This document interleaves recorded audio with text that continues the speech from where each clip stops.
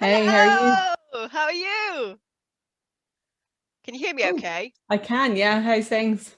I'm really good. How are you? Good. What have you got in the background? Soul Center Healing I've Hypnosis. got my new logo. My new Wow. logo. How have And you been?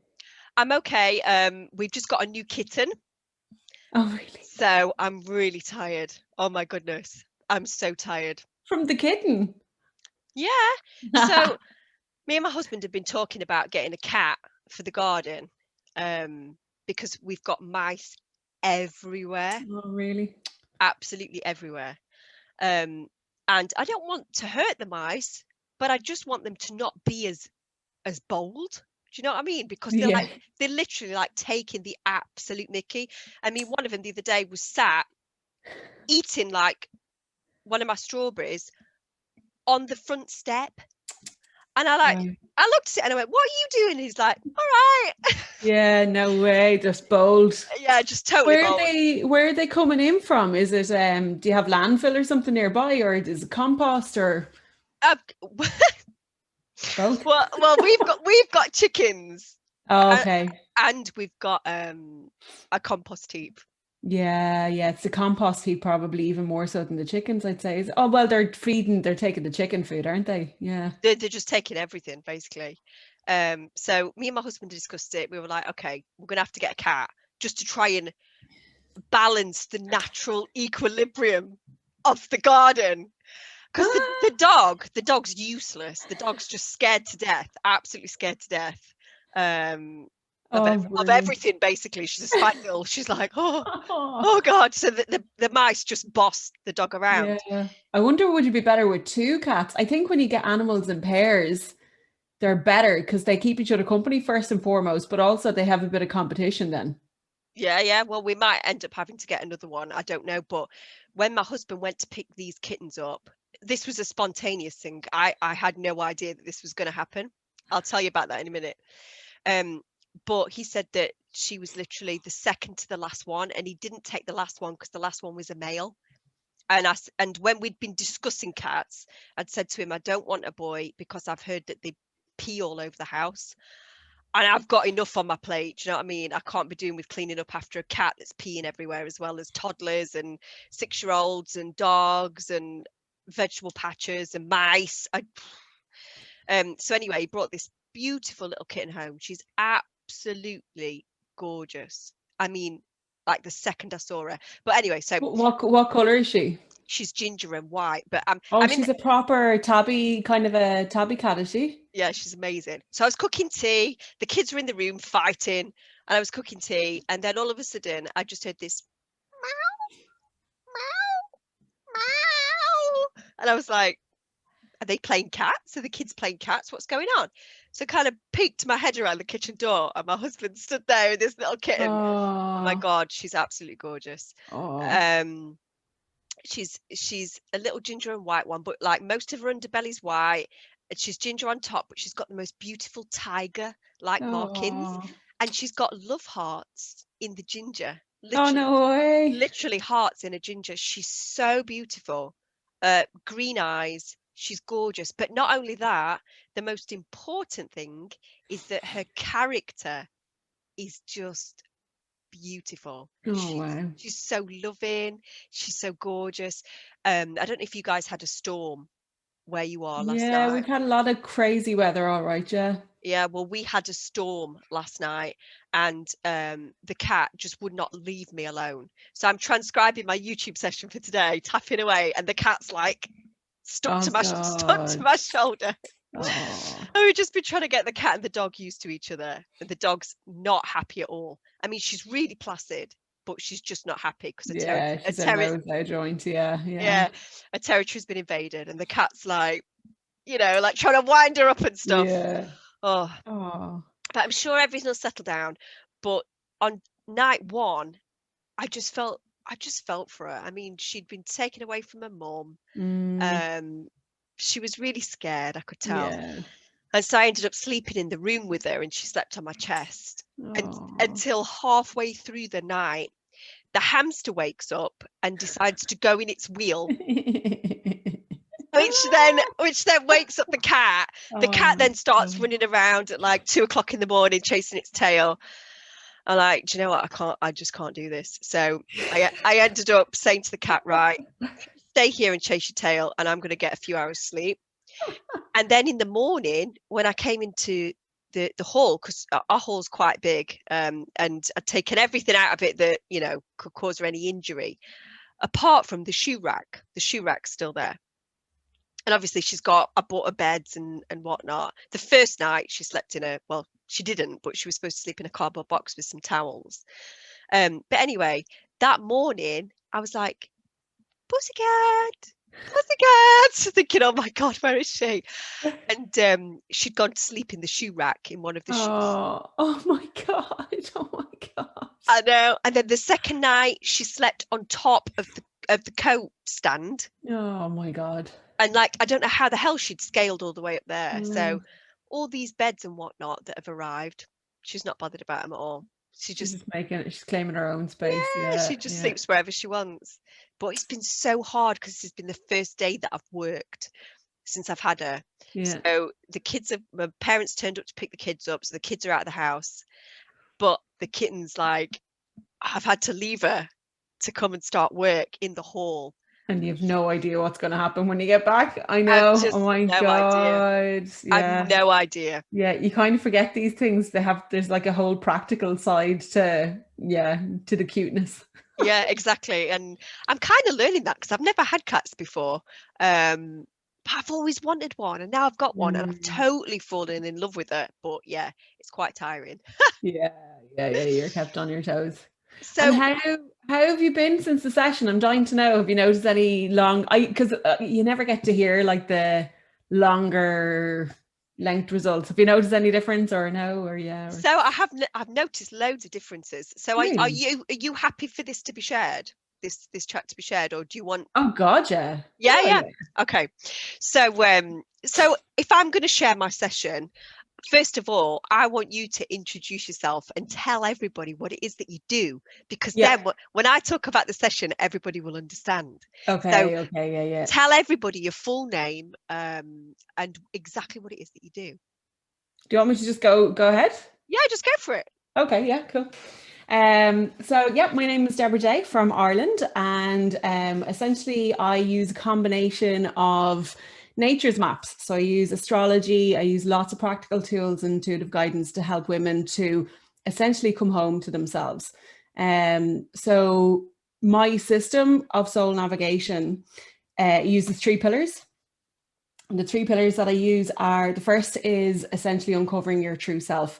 So the idea is that most people are going around fixing themselves. They've done all the courses, they've read all the books, they've been to therapy, they've been to gurus, they've done all the mad, wild things. And essentially they keep coming back to the same thing, that they can't fix themselves, or that they're unfixable, or that they're broken.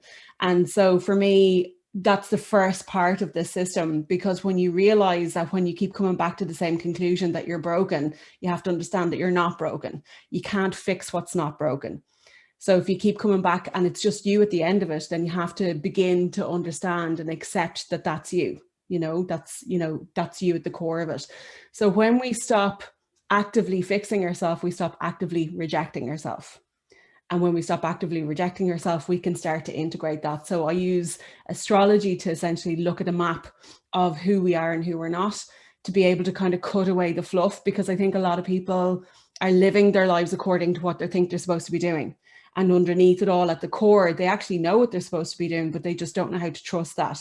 So that essentially leads into the second pillar of my soul navigation system, which is reconnecting with your inner wisdom. When you know who you are, and when you know who you're not, and you can drop away the part of who you're not, it's so much easier to connect in with yourself and to kind of feel into who you are authentically. So you can start to see like, oh, that's me. I've known that for years, but I was trying to fix that. I didn't like that part of me. I was trying to fix that away. So when you start to cut that away, you can start to connect in with, this is who I truly am, and I can be okay with that.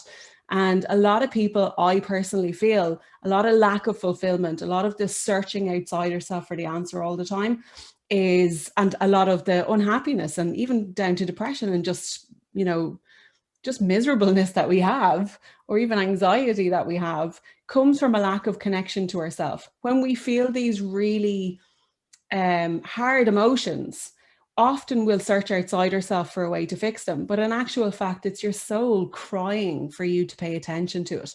And it's just like, I see it as like signposts. I see our emotions and feelings as signposts.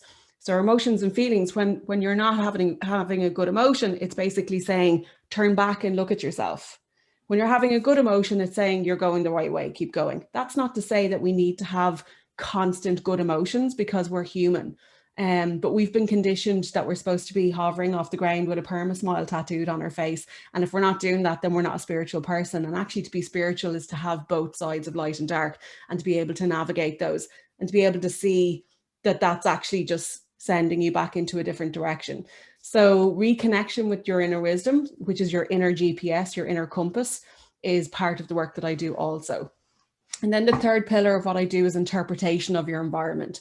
So when we can see challenges, repetitive patterns, when we can see relationships that we meet that really trigger us, or that really causes a lot of frustration or pain or emotional pain, when we see life events, or just even down to disharmony and dis-ease in our body, or these bad emotions that we have, there's no such thing as bad emotions, but when we can see these as patterns and signposts to kind of call us to attention, and we can interpret the world around us, then we can navigate life easier. So when you have a repetitive pattern, it's the volume is turned up. Like the more annoying and the more upsetting and the more frustrating that pattern is, the volume is being turned up, and we're being told to pay attention to it. It's like a child pulling at your trouser leg. And when we pay attention to that emotion, then we're interpreting our world. We're listening. We're interpreting the messages that we're getting. We may not know the answer straight away, because we haven't built up that level of connection with ourselves yet. So they kind of, the three pillars that I use kind of feed one into each other, but they also work backwards as well. So when you can learn to interpret your world, you can then reconnect with yourself more. When you can reconnect with yourself more, you uncover yourself more.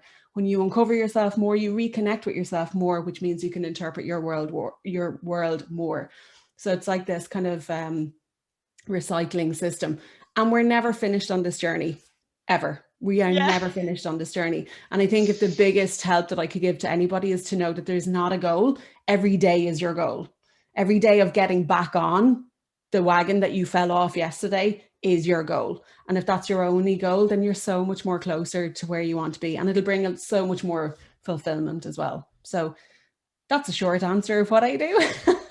So you and I connected initially over our love for Blossom Goodchild. Yes, yeah. That's how you and I became aware of each other, isn't it? Yeah. And then we exchanged sessions for each other. And so the session that I had with you was absolutely mind-blowing for me. Absolutely mind-blowing. Because astrology is an area that I've always been interested in. I mean, like when I go back to being a kid, if I would see a newspaper laying around, the only thing I would read in the newspaper, I'd try and find the astrology and I'd be like, what's it say today? Astrology's always fascinated me, but I've never got beyond the level of knowing that I'm an Aries. That's as far as I've pretty much gone. And I've had my astrology report done. I've had various different things done over the years in the hopes that I would begin to understand this uncharted territory in more detail.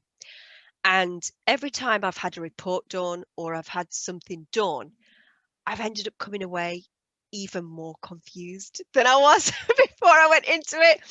And the thing that was so amazing about your session was not only did I come away absolutely getting it, but you gave me the tools and the power to understand myself, basically. And I've got some very strange quirks, idiosyncrasies, things that I've always hated, loved about myself, both emotions. Sometimes I hate it, sometimes I love it, but I've never understood it. I've never understood the way I am in these certain areas of my life. I've just thought I'm weird, or I've just thought I'm too sensitive, or, why am I like that? And it's caused me so much pain and confusion over the years. And then having this session with you where you mapped everything out and you explained what each thing means, but then we had a conversation around it and actually attached it to my life.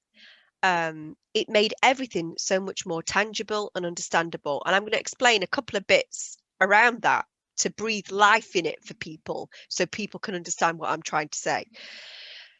So I'm an Aries, but I'm also, and you're going to have to bear with me because you know my astrology is rubbish. So I'm going to do my best here. Please correct me where I go wrong. Scorecards. I'm an Aries, but like I'm a double Aries because I've got an Aries ascendant. Is that right? An Aries rising sign? Oh, you have me off the cuff now. When I do somebody's session, I drop their chart the same as I do it, unless I'm working with them. I am a double. Yeah. I'm a double fire. So I'm in the fire, Aries, but I'm also got a rising sign of Aries. So I'm like double Aries. I mean, Aries are strong characters anyway, and most people either love them or they can't go anywhere near them. But I'm double that. I'm double fire. It's like too much fire, too much energy. I rush into things, I blast it, and then I rush out, and everyone's like, what the has just occurred? And that's what I'm like. I'm always doing something, I'm always creating something. I'm always rushing around like a complete lunatic. And I've never been able to switch that part of me off. And, you know, I've always wondered why I'm like that. And finding out about that made me understand it in a better way. However, I've always had this part of myself that's very, very deep, very, very sensitive. Oh my goodness. Anything can hurt me. Like if I perceive that I've given energy to somebody and they've rejected me, it will hurt me so bad. I seem to have always been very, very sensitive my entire life, and I feel things so deep. So I've got this curious energy of I'm really confident, all this fire, yet I'm wounded so easily. And I've never really understood this strange like seesaw balance until you explained to me that I have my moon in Scorpio. And you explained to me what that means, and how deep Scorpios feel everything and every emotion. And oh my goodness, all my life I have dealt with this, and I've not known what it is. And all I've had to say to myself is, Laura, you're too sensitive, just for God's sake, you know, sort yourself out, or get a grip, or, you know, man up, or there's a million different sayings, isn't there, that you can say to yourself to try and get yourself to deal with your emotions. But when you explained this Scorpio moon and what it means and how it affects your chart, how it affects your life, and the things that I've probably seen and felt, that is my life. So many things have happened since we've had our session. I've been like the universe has been testing me beyond belief. Like, do you know what I'm saying? Like literally everybody that could possibly screw me over in life has screwed me over. Like no cupboard has been left bare. Do you know what I mean? Literally everybody screwed me over. And it's like the universe is going, so she knows what a Scorpio moon is now. Let's see how she deals with this. Yeah, I was actually going to say that's what it sounded like to me. Yeah, it sounds like you're, yeah. This So is very typical. This is very typical as well. I think when people begin to wake up to themselves that little bit more, and this is why it's like a constant, never-ending circle of like you deal with that and it comes back in the back door. You deal with that and it comes back in the back door. But it's having the tools to be able to navigate it, because it does come back in a different way, and it is almost like a little bit of a, not a test in a bad way, but it's like, have you got that? It's like a pop quiz. It's like, have you got that? Yeah, you got it in? Is it clicked in properly? Yeah. Yeah, and clearly I haven't got it at all. Because it's like the universe is going, let's prod her in her career. Let's prod her in her home life. Oh, let's prod her over here. Let's make her feel her Scorpio moon. To the point where I've been like, oh, you know, whatever. Just crack on with it. I just don't care anymore. Just crack on with it. But I've never been aware of that before.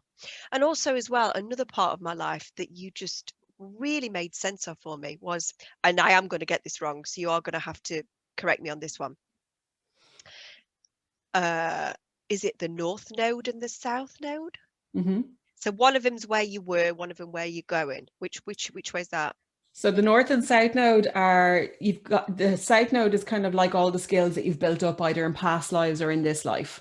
And the North Node are the skills that you need to essentially work on in this life that are completely new to you. So your South Node is where you're most comfortable but least happy.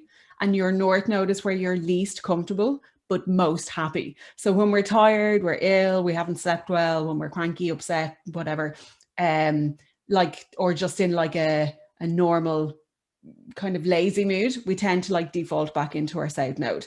And when we're kind of pushing forward, when we're progressing and moving and growing and evolving, it's the North Node. And a lot of people move towards it organically. You know, you're doing it anyway. It's kind of like a constant, and one feeds the other as well. See, that's fascinating, because my South Node, which is the one where you're most comfortable but least happy, is that right? Yeah. Well, that's Aquarius, and my husband's Aquarius, very, very Aquarius. And you know, being younger in this life, my place of comfort is study, knowledge, study, head in books, learning, but being quiet, very quiet, reserved, watching, not commenting, definitely not in front of the camera. That, you know, that has been my place of comfort. Yet over the past few years since I've woke up spiritually, I have been pushed into this it's like an uncontrollable urge to speak out, to do these types of videos, to share this type of knowledge, to bring people together, to put myself out there in positions where I feel totally out of my comfort zone, completely. Yet when I get into it, I'm quite happy. And the North Node is Leo, Leo the lion. You know, look at me, I'm Leo the lion. And when you explain, excuse me, I'm going to cough. When you explained all of that to me, I was like, I totally get it. I totally get it. I totally get why all these years I've been this way. And now all of a sudden in my, you know, middle-aged years, I've all of a sudden decided to put myself on YouTube and start talking to people all over the world. I mean, that is entirely against every fiber of my comfort zone. And now I'm teaching courses all over the world, which also is really, you know, it takes me out of my comfort zone, but I can't help it. I have to do it. It's like an uncontrollable urge. And I've never understood it. And my husband's like, you've changed. You used to be like this and now you're like this. And I'm like, I'm sorry, I don't know what's going on. I just can't help it. And then I have my session with you and it all falls into place like a beautiful, perfect, divine picture. And I'm like, I get it. I totally get it. And so I you love have that. helped me so much. I No. can't even begin to tell you, can't even begin to describe it. And every time I feel I'm out of my comfort zone here, I keep on thinking, right, got to go to Leo the lion. Leo the lion's got to come out today. Come on, Leo, let's go for it. Instead of, I'm Aquarius, I just want to sit and just be very intelligent and just observe everything and maybe throw out the odd witty comment, but then not say anything else. And it's funny, like, because exactly what you're saying, it's almost like this is part of, like, again, reconnecting it in with your inner wisdom. When you know something to be true, the resonance of that changes in your body. And it's like this knowing, but our world around us teaches us to ignore that, and we should be this, we should be that, and we should be this, and we should be that. And it's almost like we're kind of keeping up with the Joneses in our mind, because it's like we were taught that that's the way it should be.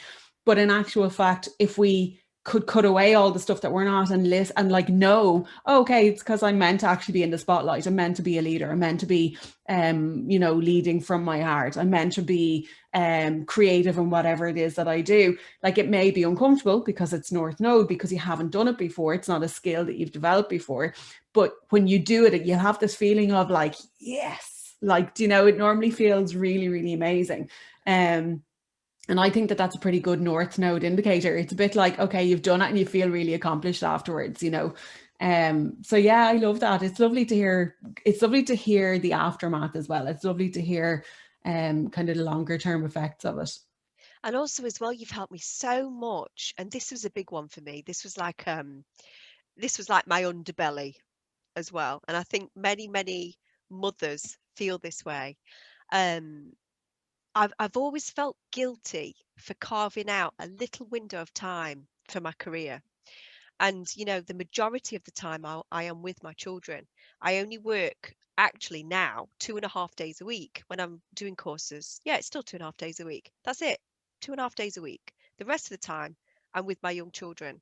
But I pack everything into them 2.5 days. I like get as much in as I physically can, and then the rest of the week is all for my kids. And my kids absolutely love going to the grandparents on them 2 days, and they love it, they enjoy it, so they're getting an enriched life as well. Works for everybody. But I've always felt very, very guilty about taking those 2.5 days, and I see it as taking it for me. Even though I'm helping other people, I need that. I need that for my soul. It drives me. And when you did my chart and you explained it to me and what each part means, and you're going to have to forgive me because I have forgotten the name of this particular thing, but it's something that sits somewhere, and it's like it means that the focus of this lifetime is about my career, and it is about family as well, but the main what I'm supposed to achieve in this lifetime, it's very, very career focused as well. It could be to do with your, I should have had this ready. This is terrible. Didn't give me the warning, look. Do you know what it is? When I do a session with somebody, I put it out of my head after we've kind of done the work. And the reason that I do it that way is I kind of see it as privacy, because I like to know the person, not necessarily the chart. And I think it's kind of like, it's nice to be able to let the person then come back to being the person. Do you know the kind of way? But I'm exactly the same as you. You know, when I do a session with somebody, I if I see that person again, I'll remember their face, and then their session will come back to me. But if you were to give me that person's name or ask me to comment in more detail, no chance. I've done that many. I just can't retain that information. Your mind cannot do that. It's just too much. So much. It's like each session that I do takes me about maybe 4 or 5 hours to put together. And then the session itself is about 2 hours as well. So there's a lot of information in there. Yeah. So basically what I normally look at when I'm doing a session with somebody, I normally look at it depends on what we're doing. If it's career, I look at something different. If it's kind of more to do with soul or life path, I look at usually sun, moon, rising, north node, which is what we just discussed, Chiron, which is the wounded healer. I think is it? Chiron was important. I remember that. Yeah, Chiron is the wounded healer, which is essentially all about, you know, your child. It's not necessarily, it doesn't have to be childhood wounds. It usually is. It can be past life or childhood wounds, and it's our sore point. It's like where we're really defensive. Yeah. But yeah, sorry, go on anyway. No, I was just commenting about you helped me so much in our session together to make me not feel guilty anymore about working 2.5 days a week as a mother to 2 children. I mean, at the end of the day, I homeschool them as well. They're with me the entire time. They don't go anywhere else. They're just with me, and they have a very enriching life. I take them to all different types of groups. We go everywhere. You know, we're out in nature doing the vegetable garden, and they've got cats and dogs and hamsters and all sorts of stuff. But I have always felt guilty about those 2.5 days. And after we did our session together, and you said it's in your chart, you know, this is what you are supposed to be doing. You're supposed to be Leo the lion in this particular place, which is your career. I was like, okay, that's brilliant. Tick. I don't have to feel guilty about that anymore now. And it's lifted that feeling. So it's really helped me in so many areas. But what's interesting as well, like that, underneath that feeling, you knew that it was meant for you. It's because of the strength of it, and yet it's that kind of it's that feeling that gets layered on top of that. It's that guilt and the shame, and when you're feeling guilt and shame, what it's doing is it's asking you to look at something. It's like, why do I feel the guilt and shame? It's another signpost. It's like, okay, well, how do I interpret that? So when you're feeling guilt and shame, it's like, it's literally can be as easy as just taking time to sit with it. And I'm always saying this when I have clients, I'm saying to them that quite often we'll know when a partner or a child or a friend or loved one, whatever, when they haven't eaten, they haven't slept, when they're angry, when they're whatever. And we'll kind of know what's going on with them, be like, oh, we need to get them dinner on, because they're hungry or they haven't slept or whatever it is. But quite often we don't know our own emotions.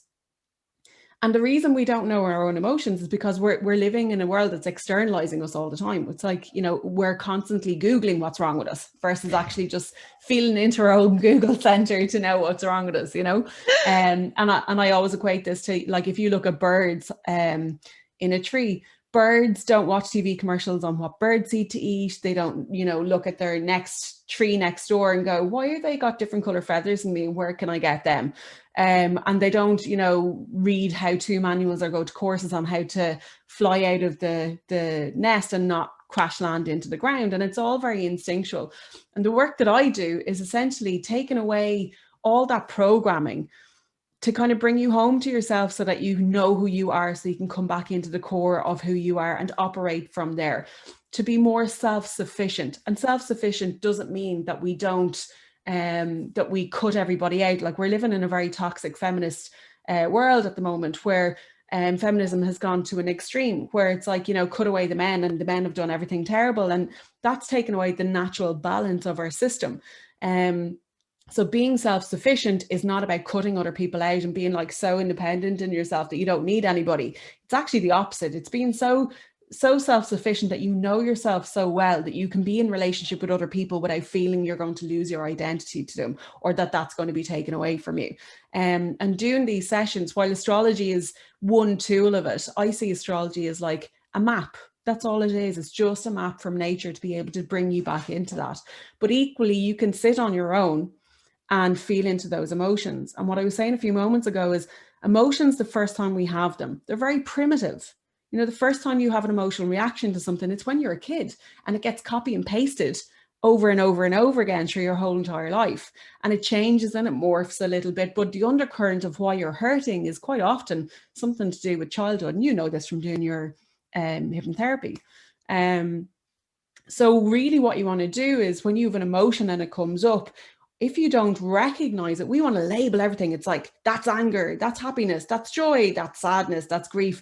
And if we can't put a label on it, we get really freaked out. It's like, okay, I don't know how to handle this. I'm going to go to the fridge and eat something and change the whole physiology of what's going on so that I don't have to deal with that thing that I can't understand in my body. Or I drink, or I tidy the house, or I talk to friends, or I do whatever. But we have a tendency to give it away. We give it away so quickly. But if we could learn to simply just sit with ourselves in the same way that we get to know our partner, our children, our friends, or whatever, we don't go to the busiest cafe to hear our friend and get to know them. We take them to somewhere really quiet and we get to know them. So that's what we want to do with ourselves. We want to sit with ourselves quietly. And when we have an emotion that gets triggered, bring yourself to the bathroom. The bathroom is the one place. Nobody's going to question how long you're in there for. Nobody's going to why you're in sorry. there. Don't even question it. I'm laughing my head off because the bathroom is not the one place in our house where you get to sit quietly. Find somewhere else. But basically go somewhere that you can find stillness and quiet, and just be curious, like feel that emotion, be like, okay, it feels really intense. I don't have a word on it, but I'm just going to sit with it. I'm going to feel it and let it be in my body, and I'm just going to sit with it. And if I can't put a label on it, just sit with it.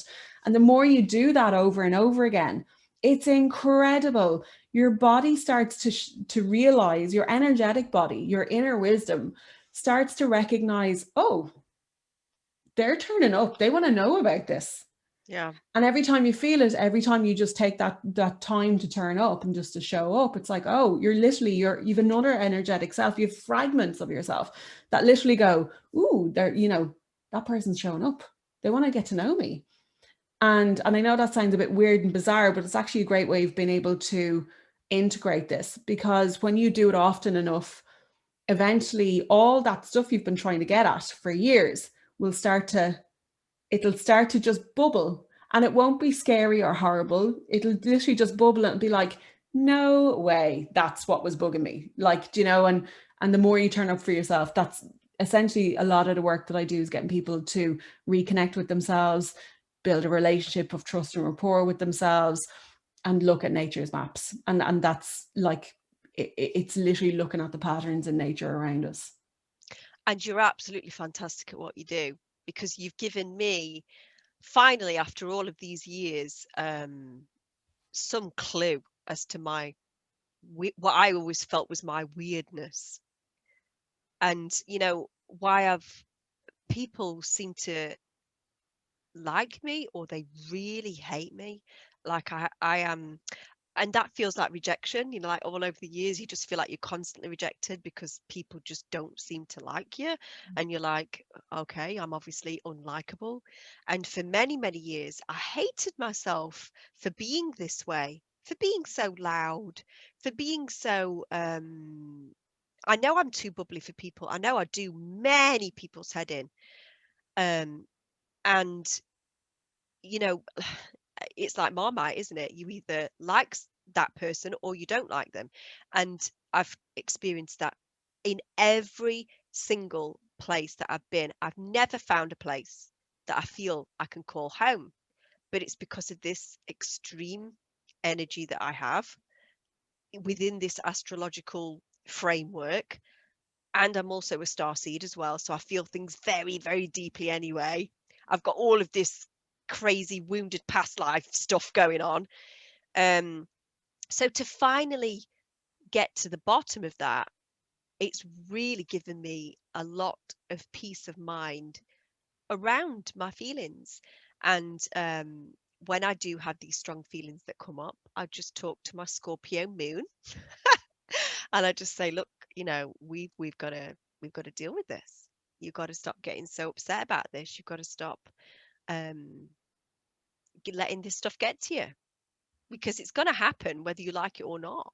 You know, and it seems to be at the moment like literally every area of my life is trying to trigger me, and I've just got to just sit here and deal with that and just think, well, there's obviously some kind of message in here for me somewhere. I've got to work out what that message is. Yeah. And it's hard, like, you know, I think as well, I find, like, I'm Scorpio rising, so you're Scorpio moon, I'm Scorpio rising. So I was, one of the first things I remember when we were doing the session, I remember being like, I get that, I get the Scorpio thing, because Scorpio is quite an intense sign. There's not really, like the other signs, depending on the placements that you have in your chart, if you don't have Scorpio type themes going on in your chart, it's very hard to understand Scorpio. Scorpio is very, very, very deep.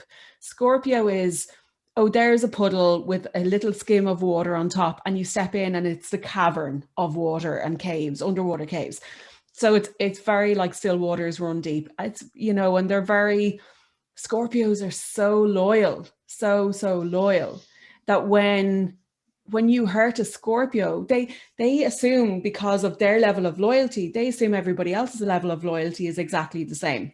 Because we as humans assume, I'm this way, everybody else must be the same, but it's just not the case. So when you have Scorpio and somebody hurts you, it's deep, it's so deep, and they feel so deeply. And that's why I think they get a bad rap, because they're kind of seen to have like the Scorpio sting in their tail, and not everybody has that. I think my own placement softens that a little bit. But it's because they've just been hurt so deeply. And then what happens is they find it really difficult to trust again. Oh my God, yeah. And if you're somebody who knows nothing about your astrology, but you know that that's a characteristic and trait of you, the chances are you probably have Scorpio going on somewhere. And I know when I discovered my Scorpio ascendant is really tough, because it's life, death, rebirth, constant transformation of life, death, rebirth. And like Scorpio moon is the same, but it's hidden because it's in with the emotions of it.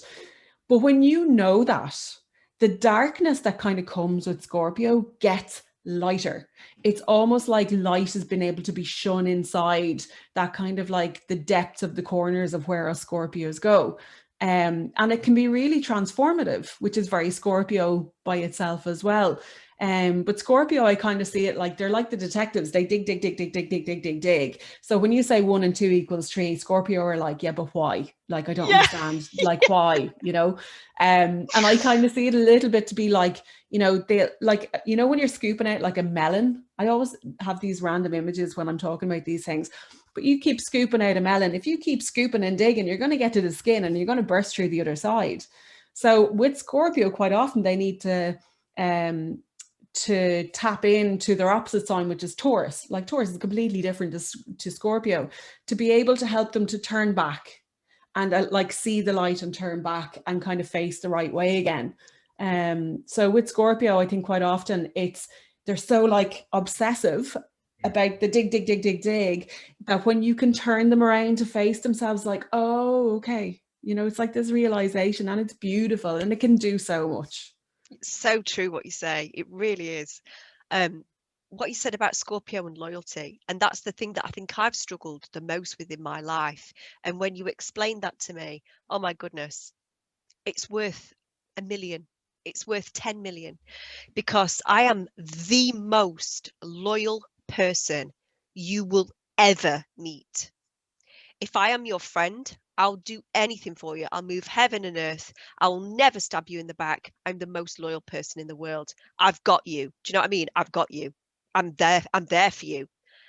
But then when somebody doesn't come to that relationship with the same bag of tools, if you like, and also then seems to turn around and stab you in the back for helping them. Oh my goodness. And this is what I just seem to attract all the time. You know, these kinds of I've never found, apart from with my husband, I've never found that safe space where I can't be wounded. I've always, wherever I go. And that is my path. It is set up in my astrology.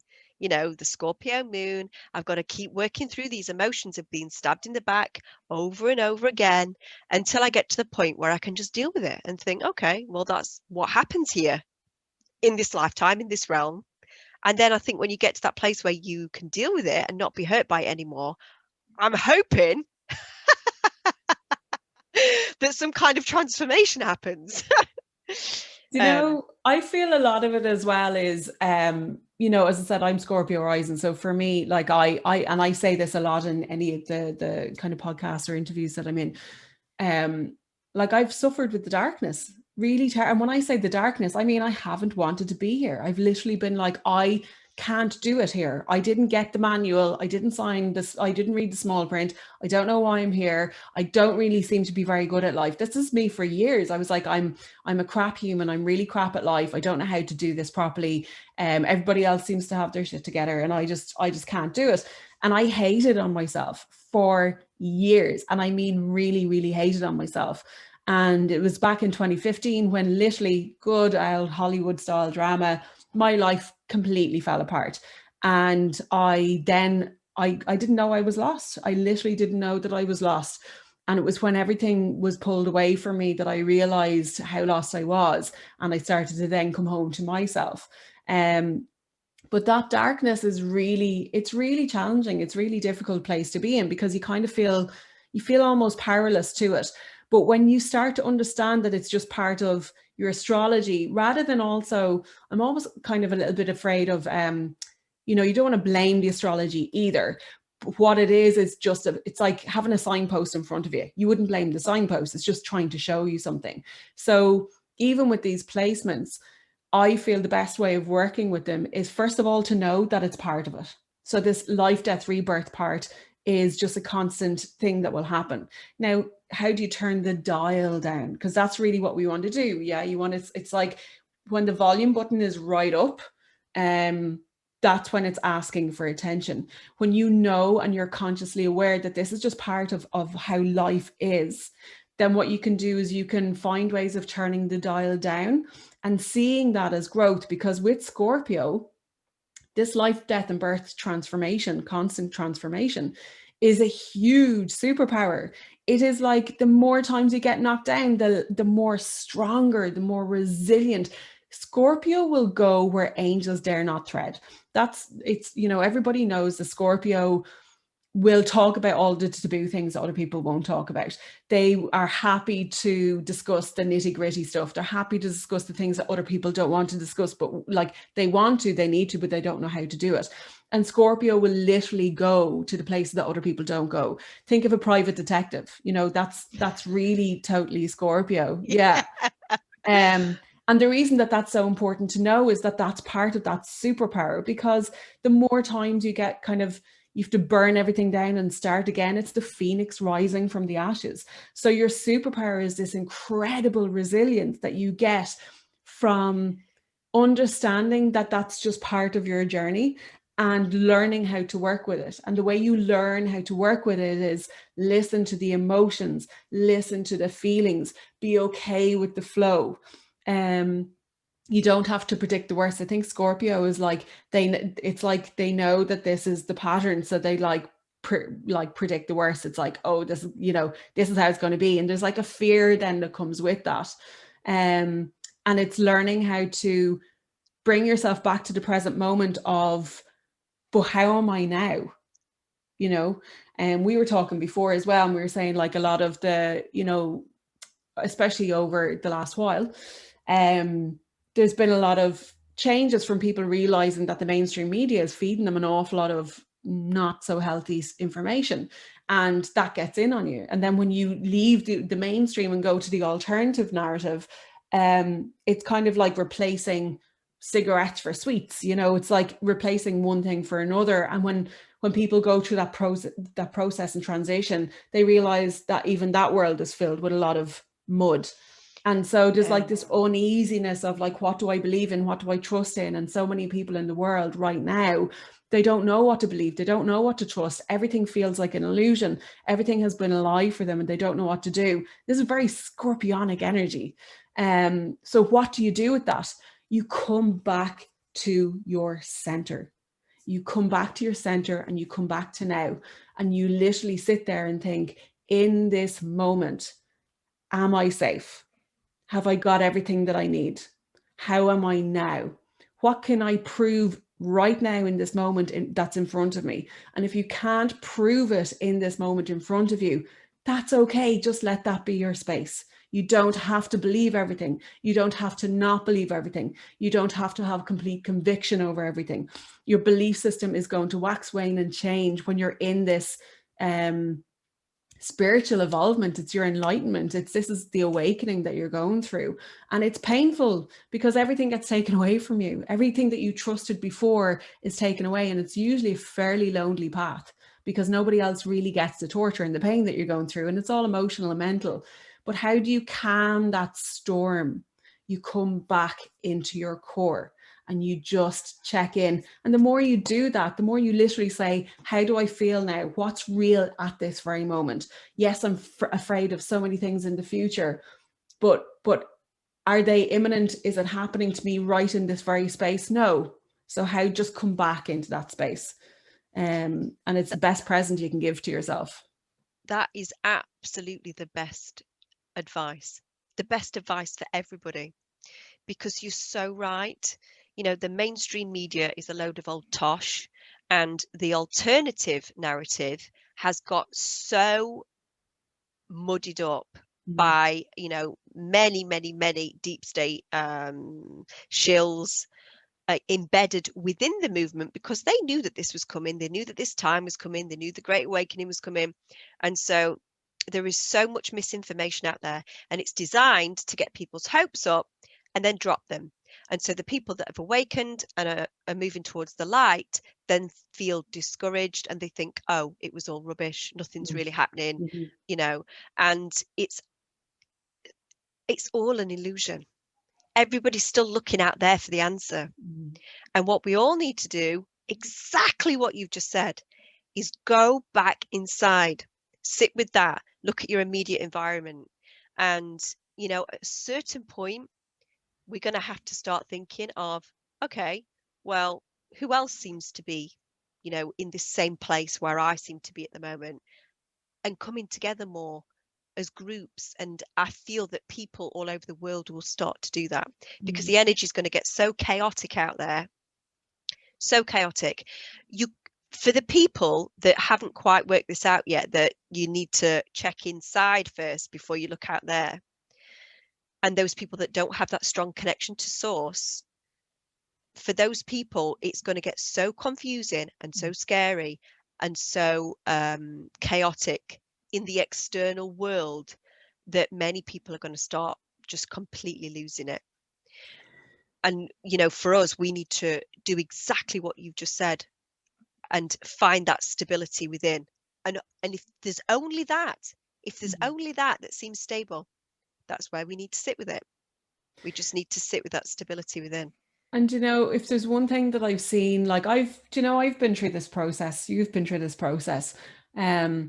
And what's been quite interesting in the last, say, year and a half has been to watch. There's so many other people who are now going through this process, and we're all at different stages and we're all at different levels.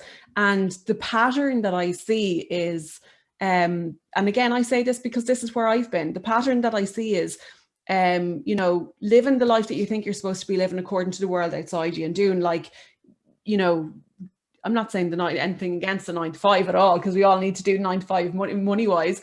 But my point of what I'm really getting at is, it's like, this is what's fed to you. You're expected to do the 9 to 5, get married, have kids, go to college, have a great house, have a white picket fence, you know, all these things, right? Just the mainstream stuff. When you start to, and in fairness, I think your audience will be people who are kind of open to this anyway. But when I feel the pattern is that when you start to question that and you realize, I'm not happy, I'm still not happy. Why am I not happy still? I'm doing everything I thought I was supposed to be doing and I'm not happy still. You start to kind of peel everything back. And when you peel everything back, that's when the mainstream narrative gets a bit like, oh, maybe that's like not true. And you start to hear things and you start to hear what people are saying, and you get inquisitive. Your inquisitive mind opens up and you start to ask questions. Then you do your own research. I personally think the rabbit hole that you fall down when you start to do that research, it's long, it's deep, it's endless. There's loads of different things you're going to come across. It's all fairly dark. It's not very pleasant. And I think that most people have to go through that. I think that most people have to, like, wake up to the dark in order to be able to come back to the light, because the light and dark are of the same thing. And I've always been along the same lines as, you know, you don't know, you know, how do you know you're in a good mood if you don't know what a bad mood is? And how do you know if you're in a bad mood if you've never known what a good mood is? Simple as that. So, like, how do you know if you only fed one diet and you don't know another one exists, and, you know, you can't do anything about that? When the other one exists, there's a comparison that goes on. You have to make a decision. But I think that when it comes to the alternative side of things, the rabbit hole, I think you have to fall down the rabbit hole. I think you have to change your belief system completely and be like, oh my God, now I believe this and now I'm totally behind that. And now all these people are completely, you know, liars, and I don't like these people and I'm behind this person. And by the end of that rabbit hole, you're probably going to come out with a completely different belief system again. You'll come in and you'll be like, oh, okay, well, that's embarrassing because I just went from this to that and now I'm back to this again.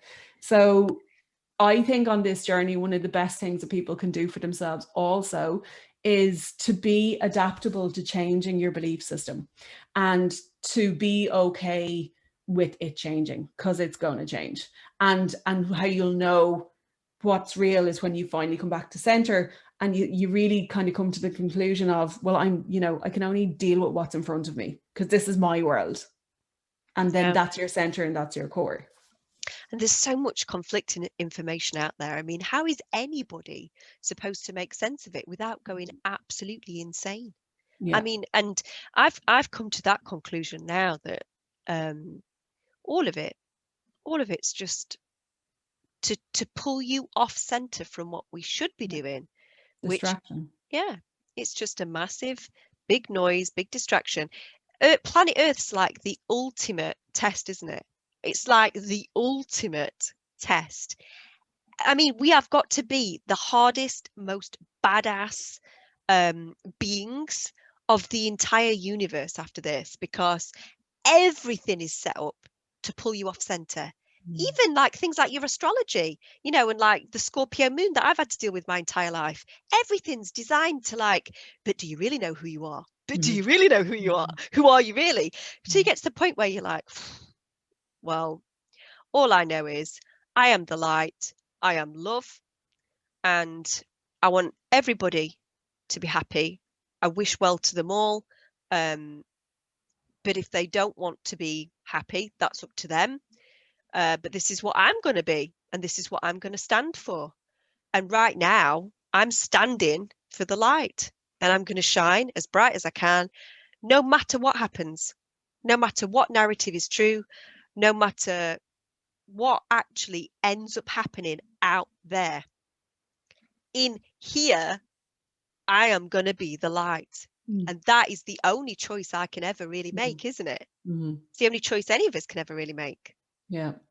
And I think this is another thing that I kind of realized in kind of on my own journey as well is, you know, if we're manifesting our reality, okay, if we're manifesting the world around us, first of all, well, I'll come back to that in a minute. First of all, we're manifesting, but there's something behind us manifesting, right? We just, you know, there's a greater force behind us. And I think the law of attraction and manifesting and that, whilst it has a lot of validity, I feel that we're kind of creating it from this space when in actual fact it's coming through us. It's not us, and our ego gets in the way. But I also think that when we're looking at, you know, be mindful about what you're watching on TV. You know, if you've just swapped the mainstream news because you don't like it anymore, don't swap it for endless videos on really dark, negative crap. That may or may not be true, but you can't prove it one way or the other until it's right in front of you. Because if you're manifesting your reality and you're giving all of your attention to all that information, then you're just going to keep creating more and more of that in your life. And I think that's where the end of that tunnel comes from, when people kind of get fed up of, like, they've done all the research and they've watched all the videos, they've, you know, read all the articles, they've done all their information, and they're worn out by the end of it. Like, you're psychically, emotionally, physically, spiritually, everything, you're just absolutely worn out. You eventually throw your toys out of the pram and go, oh, come on, I just don't know I don't know anymore.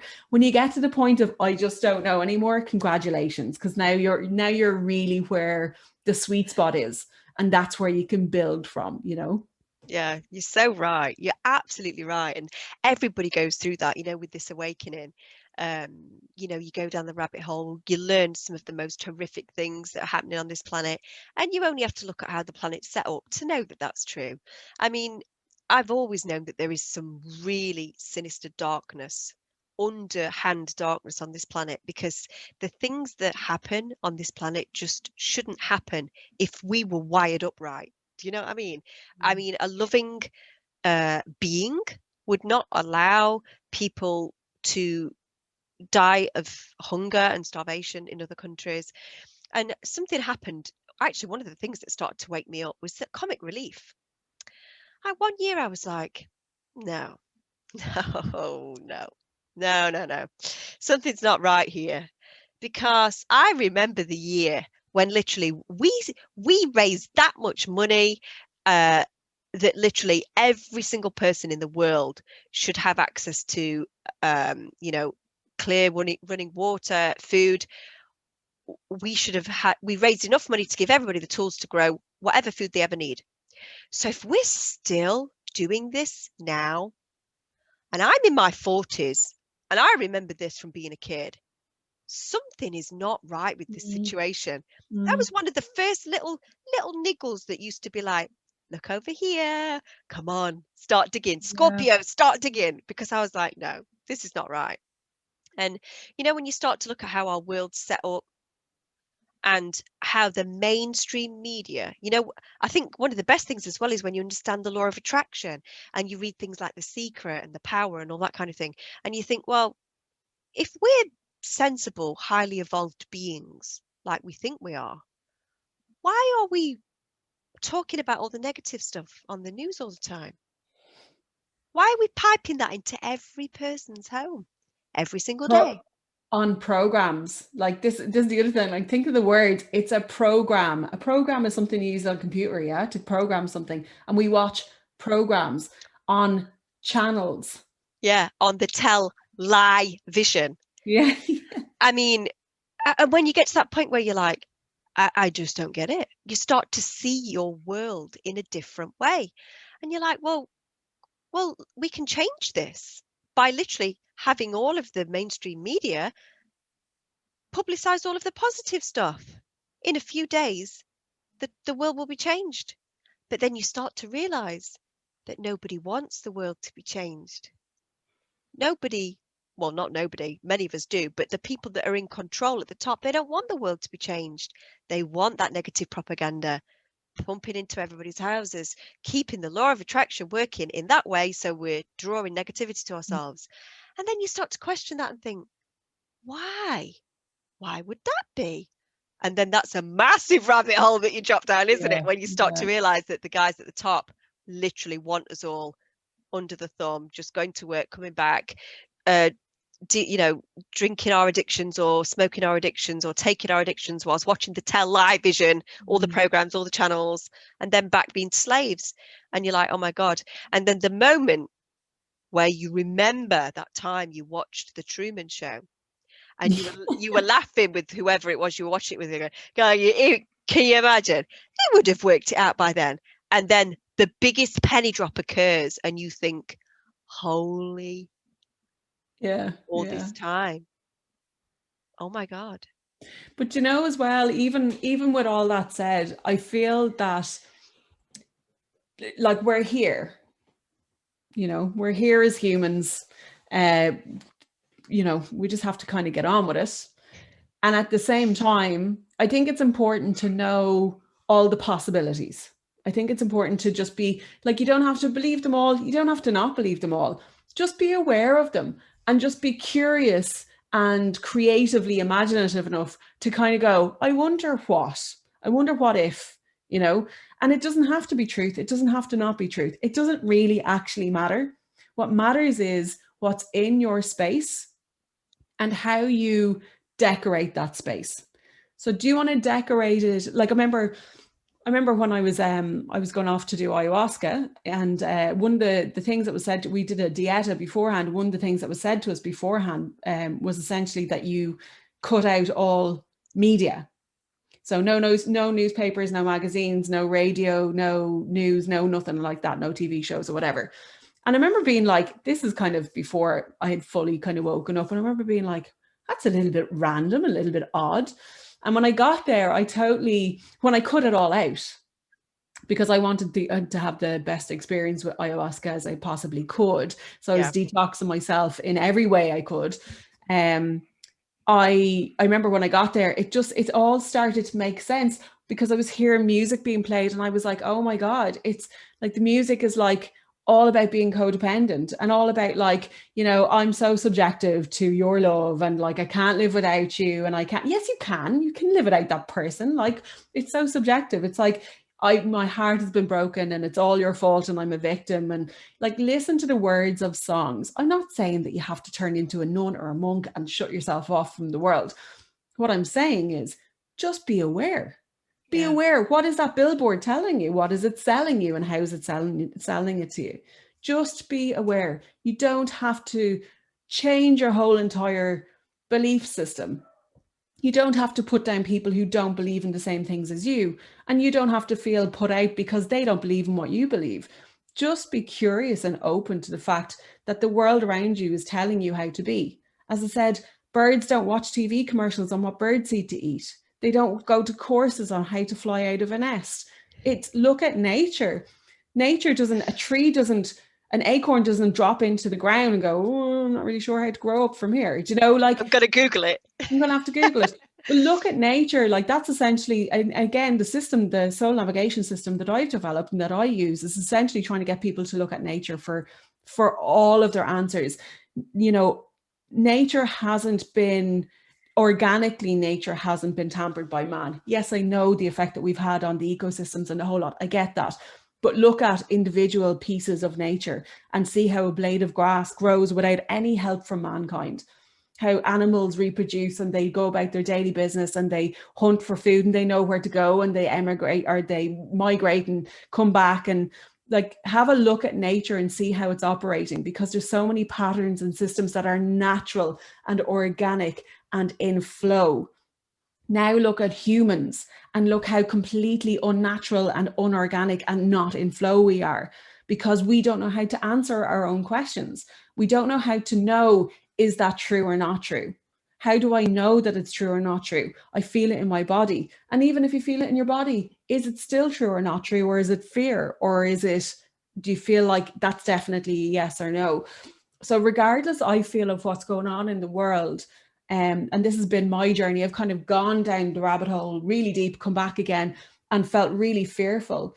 And if you feel fear, you're facing the wrong way in some shape or form.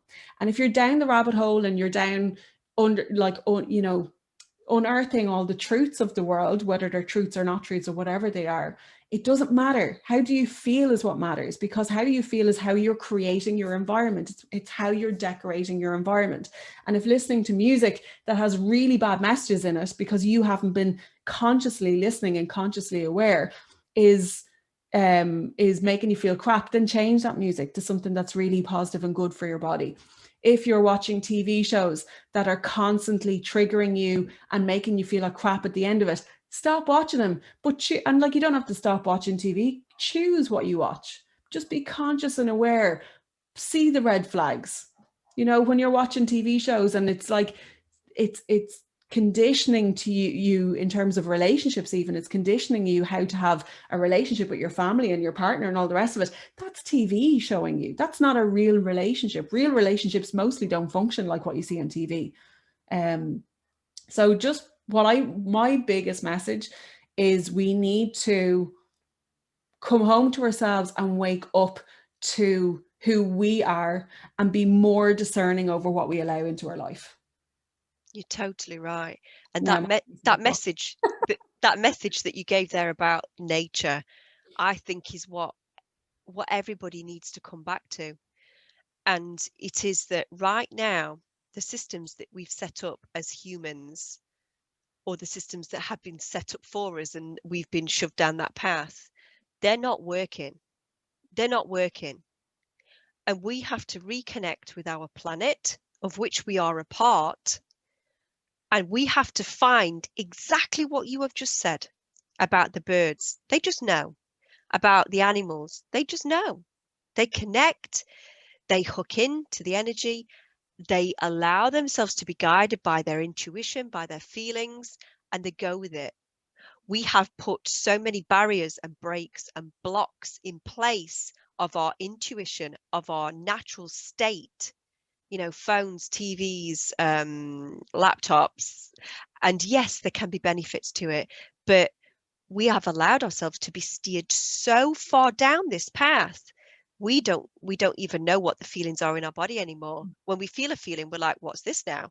Because we are totally unhooked from ourselves. So that's why I think your technique is superb, because what you do as well, and I'm speaking about this to everybody who's going to be watching this.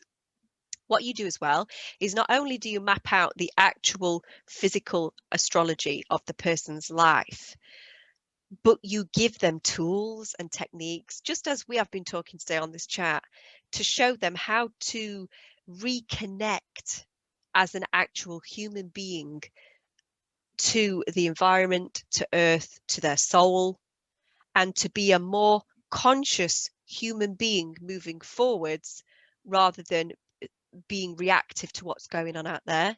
And that's why I absolutely think that everybody should book a session with you, because you're wonderful. And the amount of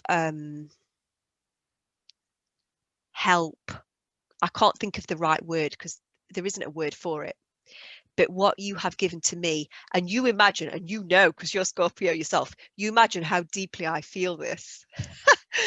How deeply I feel the gratitude of what you've given me, and the tools that you've given me around who I am, to be able to walk forwards with confidence and with acceptance, instead of thinking, why am I like that? Or, you know, God, I wish I could just rip this part of me out and get rid of it. Now I'm like, no, I embrace that part of me, and I'm going to allow that part of me to feel that emotion. I'm going to process it, and then I'm going to rebirth whatever that is, but I'm going to go through it. And it's become less painful. So I can't thank you enough. I can't thank you enough. And so for everybody watching this chat today, how can people book a session with you? Where do they need to go? What do they need to do? So I'm on social media, but I'm actually planning my exodus away from social media. So I'm on Facebook and Instagram as Deborah J. Kelly. I am going to operate more from my website. So my website is deborahjkelly.com. So DeborahJkelly.com. And just drop me an email, just send me a message, drop me an email. I really thrive on feedback. So for me, like if there's stuff that people want me to talk about, and I'll talk about it. Like I have a YouTube channel as well, so you can pop over. It's you'll be able to. It's the link is on my website. But yeah, I absolutely adore just answering questions and yeah, sharing the path. You know, we're imperfect. We're so imperfect. It's like beautiful how imperfect we are. And if we could just be messy and be imperfect and be okay with that, and be changeable and be okay with that, we'd actually have so much more compassion for everybody else as well. A lot of the fear in the world is the fear that somebody's going to take our identity away from us. And when we realize that we don't have an identity to start with anyway, you're so much more than that. We're so much more than a label. When people start to realize that they can genuinely, I keep saying, to come home to themselves, you know, that's what we're all searching for. We all just want to come home to ourselves. That's it. We're all on the same journey. We're just taking different paths. That's all. You are the most wonderful guide. You truly are, and I can't recommend you enough. So for everybody that's watched this chat today, please do reach out and book a session with Deborah. It really will change your life. It has for me. It's given me so much, and I can't thank you enough. And it's been wonderful to chat to you today as well. It's been absolutely wonderful to chat to you today. And we'll connect again soon. Yeah, absolutely. Yeah. Thank you so much. I really, really appreciate it. It's lovely to have these chats as well. So let's hook up again in a month or so and do another chat. Because it helps, doesn't it? It helps me to talk about what's going on at the moment. Yeah, absolutely. Yeah. It's all about just coming back to center, but you need to do it over and over again. So yeah, absolutely. Happy to do it. It's been great to speak to you today. Thank you so much. And I'll check in with you again in a month's time. See you later. Take care. Bye. Bye.